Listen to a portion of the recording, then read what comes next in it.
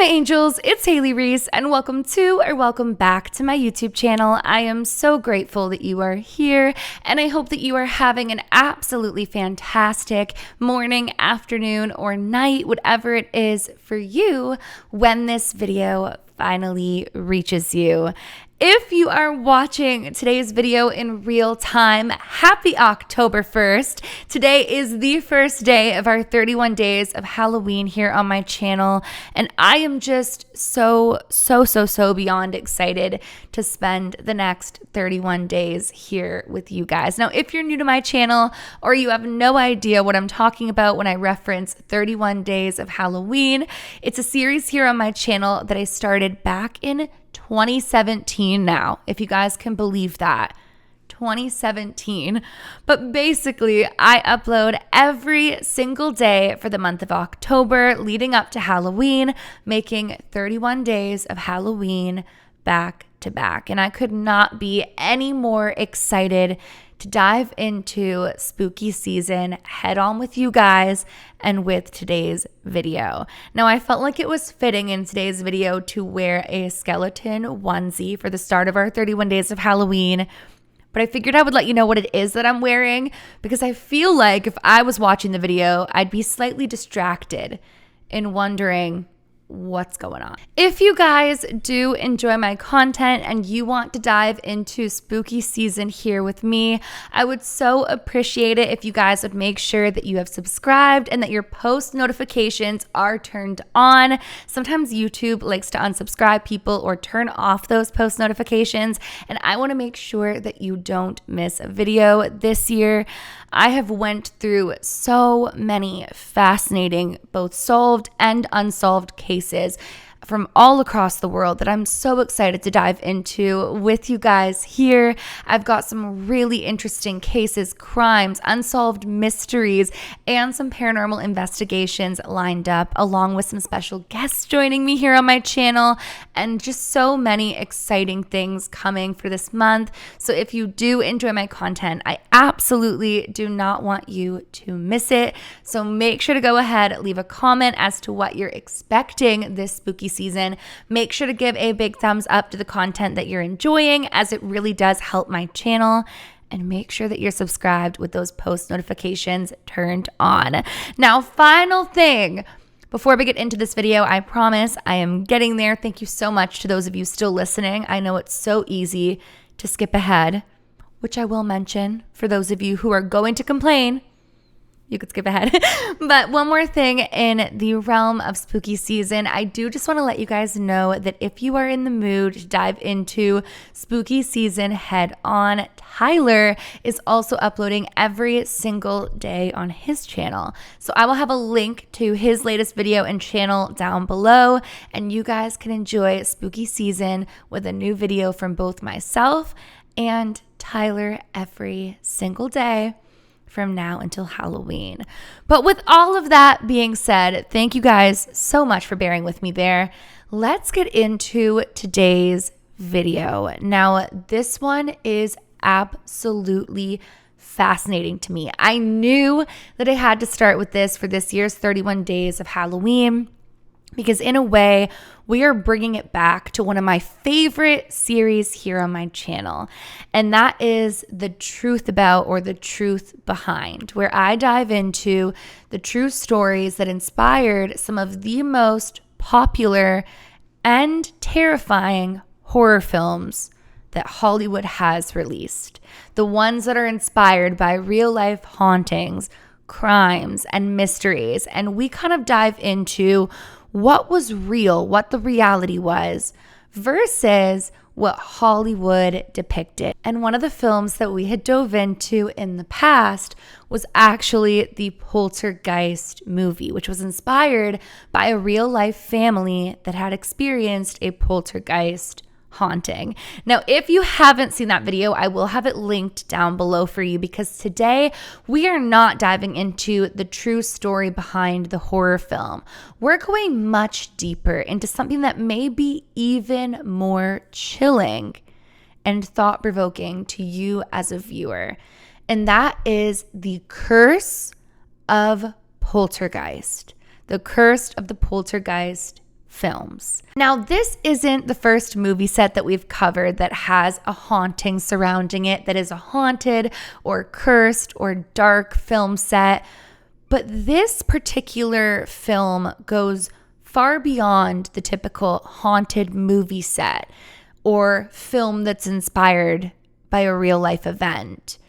This goes down to a film that no matter when remade, no matter when filmed or explored, anytime the Poltergeist film is being created, unexplainable encounters and just bone-chilling experiences would follow, both on and off set, for those associated with the film, leading many to believe that Poltergeist is the most cursed film franchise of all time, which is saying a lot. Again, this isn't the first horror film franchise or horror movie to have a curse or haunting associated with it. And today we are going to dive into all of it. We're going to dive into the deaths, the tragic, unexpected deaths surrounding the Poltergeist cast.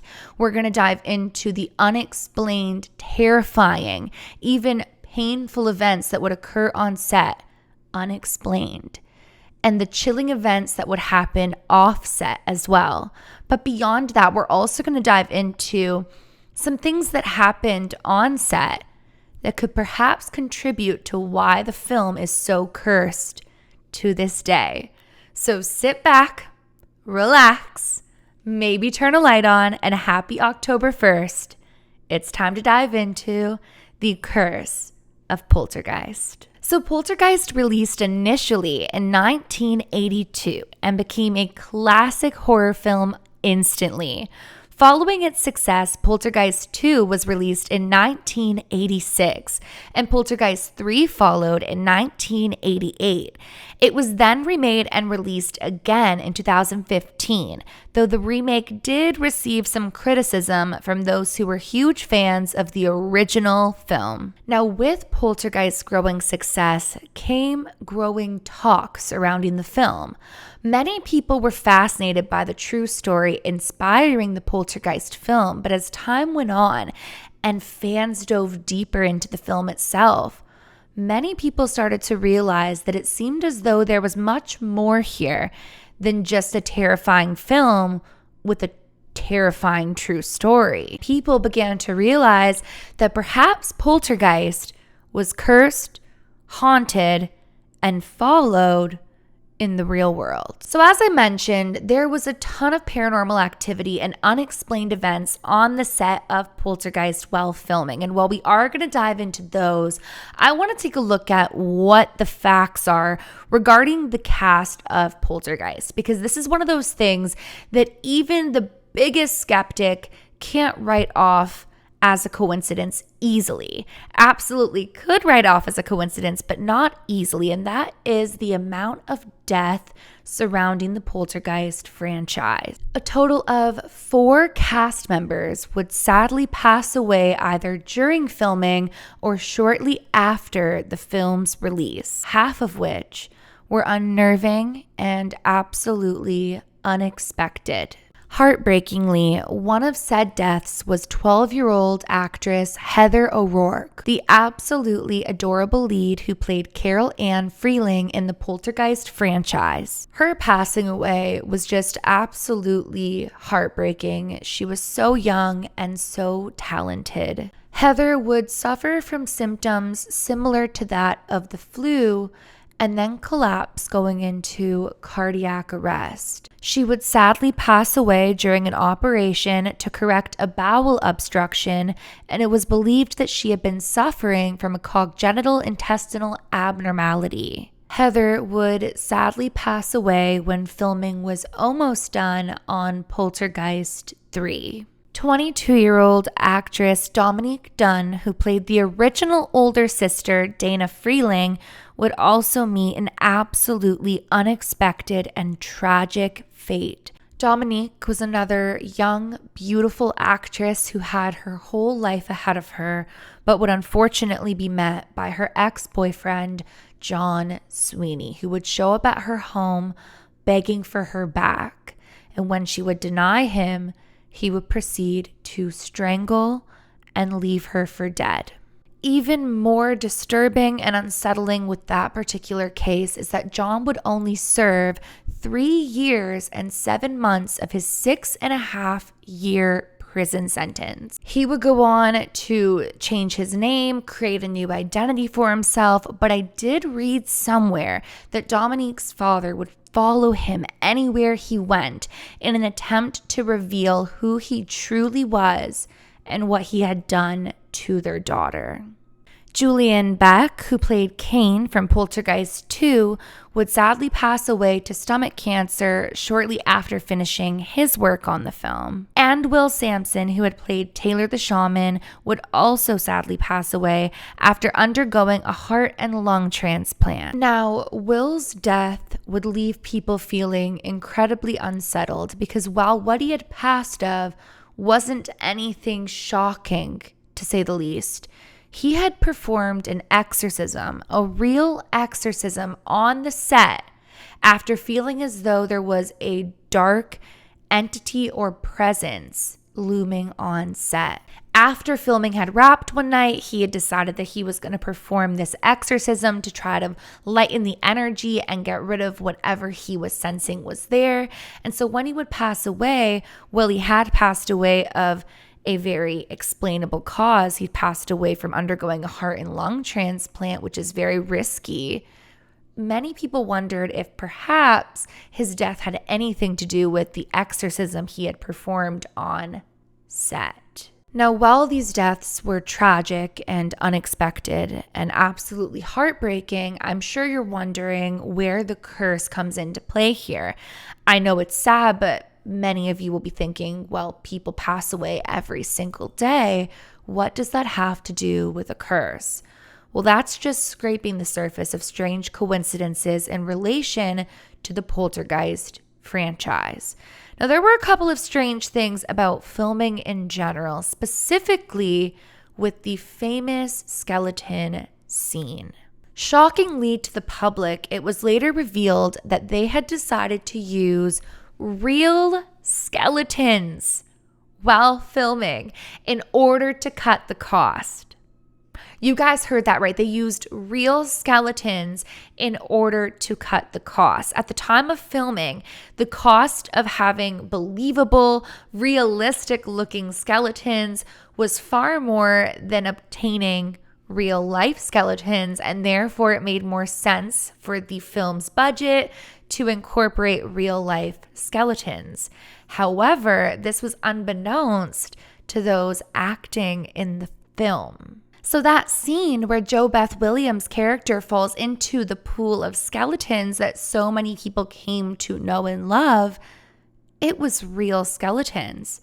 But she had absolutely no idea while filming.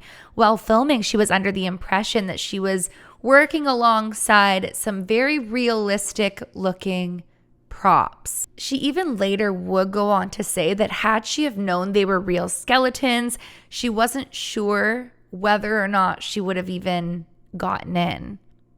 So I guess for the sake of the shot, it's a good thing they didn't tell her. Which, like, what are the legalities of that? I mean, surely you should need to know if you're alongside a bunch of real skeletons. When things would later release as to what was actually going on set, and then later people piecing together all of the unfortunate and heartbreaking passings while filming as well, many started to believe that these skeletons and the fact that many people were working with them without any knowledge of them being real skeletons could have led towards the set and the movie franchise becoming cursed. But as I mentioned before, this goes even further beyond the passings of cast members and real life skeletons being used on set. There were strange things happening to many people involved in the Poltergeist franchise, some of which were absolutely traumatizing and terrifying. You may be familiar with the terrifying clown doll from Poltergeist, but beyond its terrifying looks, the doll actually almost killed a child on set. During one scene, this doll attacks actor Oliver Robbins, but due to the times, they required creating a mechanical version of this doll for that scene. As the doll wraps itself around his neck, it seems to all involved a little bit too real. The child began screaming and behaving in a way as if the clown was actually choking him, so much so that those on set felt like this was a phenomenal acting job. Like, this was so believable. And believable it was because the way that he was acting wasn't acting at all. Those on set would very quickly realize that something was very, very wrong here, that this wasn't going according to plan. It was at this moment that they realized the mechanical clown was in fact malfunctioning and most definitely actually choking the child actor.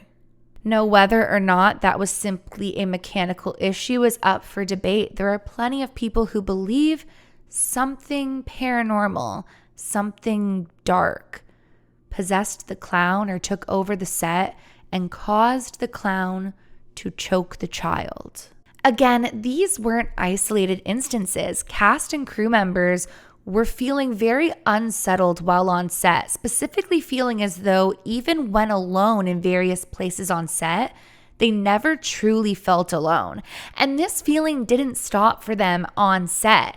As cast and crew members would return home, they would feel as though something had followed them home. They felt watched. They felt just this really unsettling feeling that something or someone else was there. When cast and crew members would return home after a day of work, they would find that things had been moved or placed in various different spaces throughout their homes, which made absolutely no sense to them. And this wasn't one-off occasions. This was various cast and crew members having these experiences of things in their home where nobody else is, moving around and strange things happening following leaving the film set. Many members of the film crew felt as though something really didn't want them to make the film, including other actors working on set as well. They felt like maybe something didn't want this film made. And again, it leads you to wonder what? Because as we mentioned, this is based off of a real life haunting. So could there be some sort of tie and reasoning as to why perhaps something didn't want the films made? And if all of this isn't strange enough, things take an even eerier turn as far as unexplained events surrounding the film go. On one occasion, writer James Caan had an absolutely terrifying experience while writing for Poltergeist. Now, I had read in one particular article that he'd been writing about thunder and lightning at the time, but while writing Poltergeist, he would have an absolutely terrifying experience as a strike of lightning would hit his apartment, striking his apartment building and causing a piece of his air conditioner to be thrown across the room. So imagine you're writing something as eerie as Poltergeist, allegedly writing about thunder and lightning. That I can neither confirm nor deny. And your apartment building is struck by a strike of lightning that hits your air conditioning and sends a piece of it flying towards you. What? Now, the piece of plastic from this air conditioner not only flew across the room towards him, but actually hit him on his back. And he felt like this was an attack of some sorts. Like he himself felt like this was some sort of an attack on him. As if that wouldn't be creepy enough, a few moments later, the lights started flickering and video games started playing. So again, a really unsettling, terrifying, traumatic experience tied in with Poltergeist. What is it with the film franchise that's causing so many strange, terrifying, unexplainable things to happen? And again, you would think that it stopped there, but it absolutely didn't. When things would go wrong on the Poltergeist set, it seemed as though things would go terribly wrong, with injuries even occurring on set. Unfortunately, director Gary Sherman would break his foot during a shot gone wrong while filming Poltergeist 3. And various things would continue happening that were completely unexpected. Some things explainable and others unexplainable. Some things big and others much smaller. Some of the smaller things being that unforeseen heavy weather would impact shoot dates out of nowhere. Days that were foreseen as beautiful forecasts would suddenly just take an absolute turn when filming would pick up. An unexpected explosion would occur on set, which would cause a massive evacuation alongside injuries of some workers, which was just another unexplainable thing. It really seemed like so many strange and shocking things were happening on these sets. Like, let's look at this as a whole for a moment here. 4 cast members, either during or after filming, passed away, some of which just absolutely unexpectedly and tragically. Strange things are happening on set, right? Not only are they utilizing real life skeletons unbeknownst to actors on set, but things are happening on set that are terrifying. There is a clown mechanical doll that nearly chokes a child. There are broken bones happening on set, people feeling watched or like they're not alone when they should be. Crew members and cast members are returning home to things moved, and just odd things happening after leaving set, feeling watched, feeling unsettled. One of the unexplained cast member deaths was after they'd performed a real exorcism after sensing something on the film set. And I mean, these are all things that could be racked up to coincidence, but it's really, really strange when you look at it from a distance. Or rather, when you look at it closer, but pull back and look at it all as one. That's what I was trying to say from within my brain. I'll get there, guys, I promise. So after Poltergeist 3, the franchise stopped until it picked back up again in 2015. And ironically, that was actually filmed not too far from where I'm at now. So if you guys want us to get like an approximate film location, definitely let me know, because I would be curious after having dove into this to see what we would experience there. Now, unlike before, thank goodness, when this was picked back up in 2015, there were no sudden deaths or unexplained medical tragedies on set to the degree that there had been before. But strange things did happen once again, more specifically on the plot of land that they were filming on. It seemed as though they really associated this particular haunting with the land. While filming, okay, you guys, this is crazy. Lights that would work absolutely anywhere else in the neighborhood. So anywhere else that they would plug these lights in to utilize in the neighborhood, these lights worked without any sort of problem. They would blow out when you would try to light them on the plot of land that they were trying to film on. And when they would try to utilize aerial drones, right, in the field that they were filming on, they would lose their GPS signal in that field. Essentially, they would have to move 10 feet away in order to launch the craft, which was very unusual.